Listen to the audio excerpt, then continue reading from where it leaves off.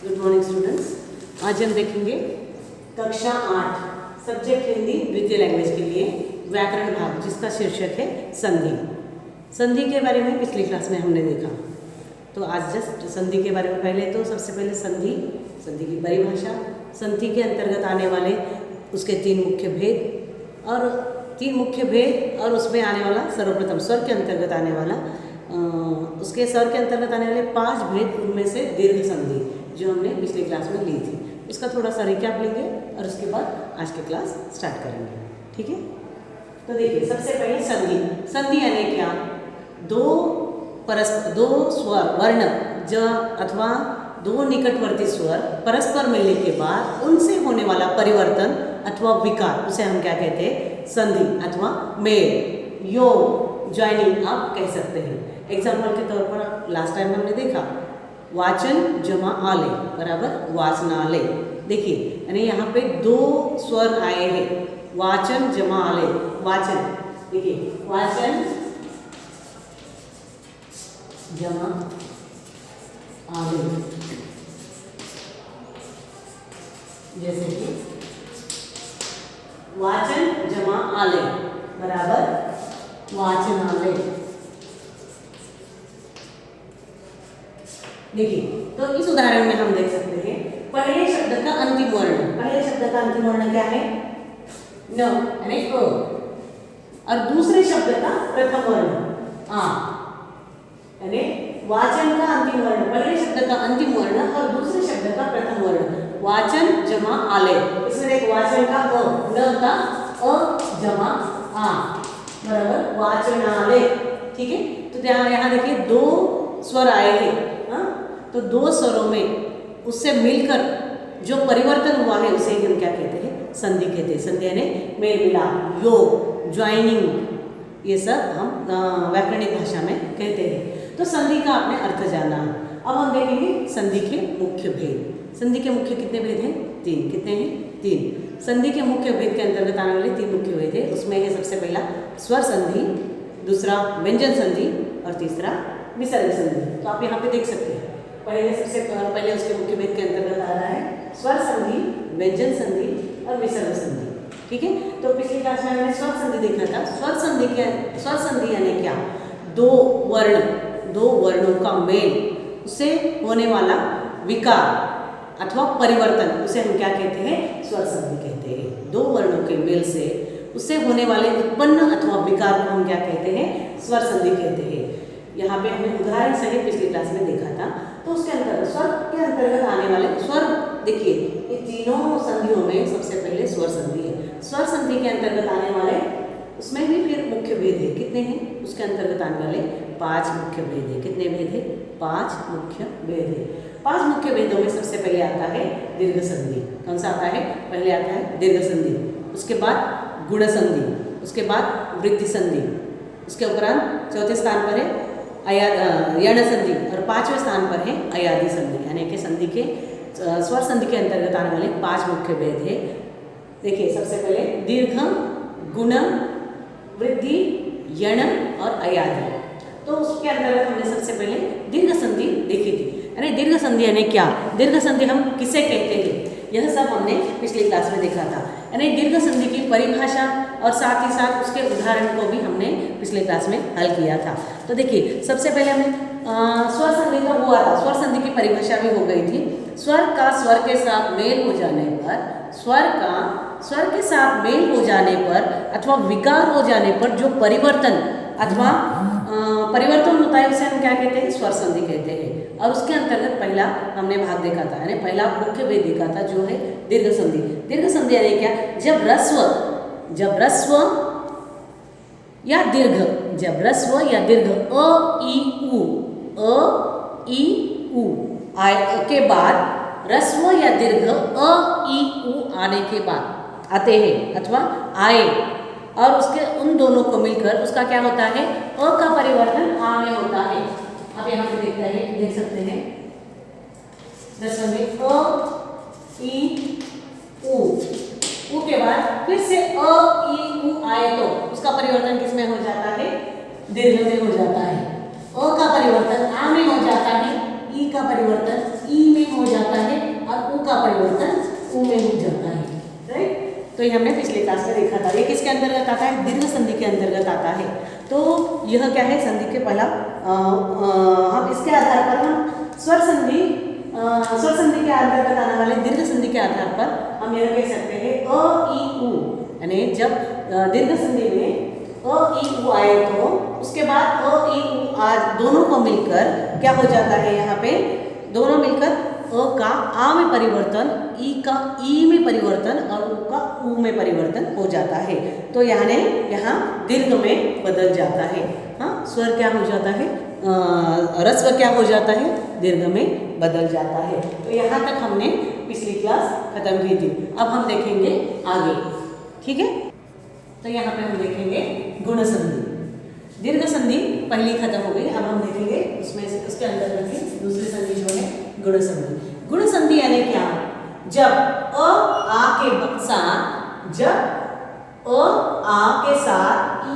ई हो तो क्या हो जाता है? उसका परिवर्तन ए में हो जाता है। देखिए फिर से दोहराती हूँ, अ आ के साथ ई हो तो उसका परिवर्तन किसमें होता है? ए में हो जाता है। ठीक है? तो उसी प्रकार हम पहले उसके नियम देखेंगे, जैसे पहला नियम देखा उसी प्रकार दूसरा देखेंगे। आ के बाद आ के साथ अगर उ आए, यानी आ के पश्चात, यानी उसके उपरांत अथवा पश्चात अथवा उसके साथ उ है तो क्या हो जाता है? उसका परिवर्तन किसमें होता है? औ में हो जाता है। तीसरा जो नियम है, नियम के अनुसार आ के पश्चात अथवा उपरांत री हो तो क्या होता है? उसका परिवर्तन किसमें होता है? अर में होता है। किसमें होता है? अर में होता है। यही और एक है और अ के उपरांत री है तो भी अर ही हो जाता है। यहाँ पे ही परिवर्तन होता है। चाहे अ हो तो भी अर ही हो जाता है और आ हो तो भी क्या होता है? अर ही हो जाता है। यानी आ के पश्चात री आए तो भी अर और आ आए तो भी यहाँ पे क्या परिवर्तन होता है? अर ही परिवर्तन होता है। यहाँ पे एक ही चेंजेस है और उसमें 3 नियम है। देखिए एग्जाम में यानी परीक्षा में आपको नियम तो पूछे नहीं जाते।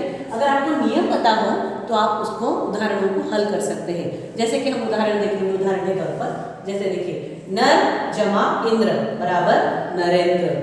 देखिए उदाहरण, नर जमा इंद्र बराबर नरेंद्र। यानी पहले शब्द का अंतिम वर्ण देखिए और दूसरे शब्द का प्रथम वर्ण देखिए। यानी कि नर न र यानी कि अ जमा ई बराबर इसका परिवर्तन किसमें हुआ? ए में हुआ। तो यहाँ पे देखिए पहला रूल्स के अनुसार यह हो जाता है। यानी कि देखिए अ जमा, यहाँ पे ई नहीं आया लेकिन फिर भी अगर अ जमा यहाँ पे आया है, ये उदाहरण के तौर पर अ जमा ई बराबर नर का र यानी अ और इंद्र का ई, दूसरे शब्द का प्रथम वर्ण ई बराबर ए। यानी कि देखिए नरेंद्र का उत्तर आपको क्या आएगा? नर जमा इंद्र बराबर नरेंद्र। दूसरा उदाहरण देखेंगे उसी प्रकार है, सुर जमा इंद्र बराबर सुरेंद्र। यही यहाँ पर भी सेम यही रूल लागू हो जाता है। अगला उदाहरण देखेंगे, ज्ञान जमा उपदेश बराबर ज्ञानोपदेश। तो यहाँ पे कहाँ परिवर्तन आया है आप देख सकते हैं। ज्ञान पहले शब्द का अंतिम और दूसरे शब्द का प्रथम। यहाँ पे अ जमा उ बराबर क्या आया? ओ। ठीक है, अ जमा उ बराबर ओ। यानी कि यहाँ ज्ञानोपदेश, ज्ञान जमा उपदेश, यानी कि यहाँ पे परिवर्तन हुआ है। न का उ में परिवर्तन हुआ है तो उसका उत्तर आता है ज्ञानोपदेश। तो उसी प्रकार अगला हम देखेंगे, भारत जमा इंदु भारतेंदु। तो एग्जाम मैंने परीक्षा में ज़्यादा से ज़्यादा पूछने वाला यही प्रश्न पूछे जाता है, यह और यह। क्योंकि ग्रामर में ऐसे है, रिपीट अगेन एंड अगेन वही प्रश्न पूछे जाते हैं और उसी का आपको उदाहरणों का हल। तो इसीलिए आपको ये कौन सा भी पूछा जाए, लेकिन ज़्यादा आमतौर पर भारतेंदु यह ज़्यादा से ज़्यादा बार परीक्षा को आपको आया हुआ है। तो उसी प्रकार देखिए, भारत जमा इंदु बराबर भारतेंदु। और अगला उदाहरण देखेंगे, देव जमा ऋषि बराबर देवर्षि। देखिए यहाँ पे पहले शब्द का अंतिम वर्ण क्या है? व यानी अ और दूसरे शब्द का प्रथम वर्ण यानी री। अ जमा री बराबर इसका परिवर्तन किसमें हुआ? अर। यहाँ पे आप देख सकते हैं अ जमा आ, यहाँ पे आ भी हो सकता है अथवा अ भी हो सकता है। दोनों का परिवर्तन कैसे किसमें हो जाता है, अर में ही होता है। उसी प्रकार से और उदाहरण भी आप देख सकते हैं, महाऋषि, महा जमा ऋषि, महा यानी देखिए आप यहाँ पर देख सकते हैं महा जमा ऋषि बराबर महर्षि। तो देखिए यहाँ पे आ आया है और यहाँ पे अ आया है, तो भी उसका आंसर क्या हुआ है, अर। हाँ, महर्षि। तो आपको समझ रहा है यहाँ पे इसमें ज़्यादा रूल्स भी नहीं है, लेकिन एग्जाम में पूछे जाने वाले एक दो रिपीट वही प्रश्न पूछे जाते हैं। आपको नियम तो एग्जाम में नहीं आता, अगर आप नियम समझे तो ही आप उदाहरणों को हल कर सकते हैं। समझ में आया? तो अगला देखेंगे, अगली संधि जो है वृद्धि संधि। कौन सी संधि? वृद्धि संधि। जैसे वृद्धि संधि की नियम देखेंगे, उसके बाद अगले क्लास में हम दो देखेंगे, दो संधि देखेंगे। तो यहाँ पे देखो, जब अ और आ के साथ अथवा अ और आ के पश्चात ए और ऐ आए तो उसका परिवर्तन किसमें होता है, ऐ में होता है। इसका परिवर्तन किसमें होता है, ऐ में। जिस प्रकार यहाँ पे दर्शाया गया है उसी प्रकार यहाँ पे भी वृद्धि में भी नियम है। अ और आ के उपरांत ए और ऐ आए तो उसका परिवर्तन किसमें होता है, ऐ में होता है।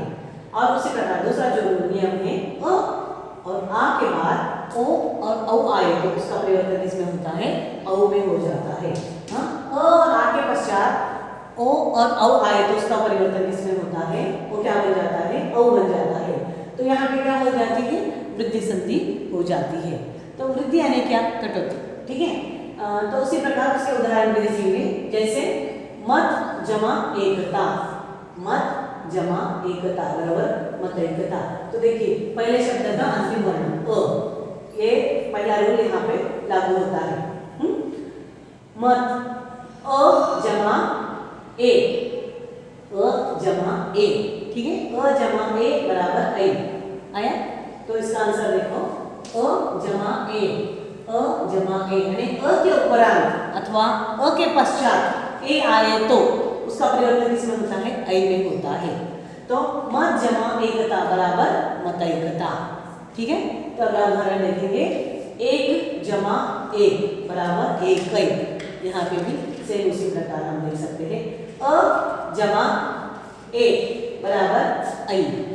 यहाँ पे एक एक, एक जमा एक यानी एक और ए और ए उसका परिवर्तन किसमें होता है, ऐ में हो जाता है। तो एक जमा एक बराबर एक एक। तो यहाँ पे हम देख सकते हैं। दूसरा उदाहरण देखेंगे, धन जमा एशना बराबर धनेशना। ठीक है, उसी प्रकार यहाँ पे भी सेम वही रूल लागू होता है, सदा जमा एवं सदैव। ठीक है, ये इसमें ज़्यादा रूल्स नहीं है, इतने ही हैं। तो इसके अंतर्गत बहुत सारे उदाहरण आपके क्लास वर्क में दिए गए हैं, टेक्स्ट बुक में दिए गए हैं, सॉरी, तो आप उसको क्लास वर्क में हल कीजिए। तो यहाँ पे वृद्धि संधि खत्म हो जाती है। इसके अंतर्गत बहुत सारे उदाहरण हैं, आप टेक्स्ट बुक में देख सकते हैं, लेकिन मैंने यहाँ पे केवल एक एक दो उदाहरण ही दिए गए हैं रूल्स के अनुसार। पेज नंबर आप देख सकते हैं, पृष्ठ संख्या पिछले क्लास में पेज नंबर 28 यानी 28 के ऊपर हमने देखी, संधि देखी, संधि के मुख्य भेद देखे, और स्वर संधि, व्यंजन संधि और विसर्ग संधि देखी, और उसके उपरांत उसके मुख्य जो भेद है 5 स्वर्ग संधि के अंतर्गत आने वाले, दीर्घ, गुण, वृद्धि, यण और अयादि 5 संधि देखी। और 5 संधि के अंतर्गत पिछले क्लास में हमने दीर्घ संधि खत्म किए थे, और इस क्लास में हमने गुण संधि और वृद्धि संधि के बारे में चर्चा की। फिर मिलेंगे अगले क्लास में, तब तक के लिए इसको रिवाइज कीजिए और इनके इस उदाहरणों को टेक्स्ट बुक में जो पेज नंबर 28, 29 में आपको बहुत सारे उदाहरण हैं, तो पूरे आप क्लास वर्क में कॉपी कीजिए, क्योंकि इसकी PDF देने की ज़रूरत नहीं। टेक्स्ट बुक में ऑलरेडी बहुत सारे उदाहरणों को हल करके दिया गया है। पेज नंबर 30 और 31, ये दोनों 31 के जो पेज हैं आप पूरा कंप्लीट कीजिए। और अयादि संधि को मत लिखिए, यण संधि यहाँ तक ही ठीक है, वृद्धि संधि पेज नंबर 30 तक ही लिखिए, बाकी के उदाहरण हम बाद में देखेंगे। ठीक है, तब तक के लिए धन्यवाद। फिर मिलेंगे अगली क्लास में। खुश रहिए, हंसते रहिए। Thank you.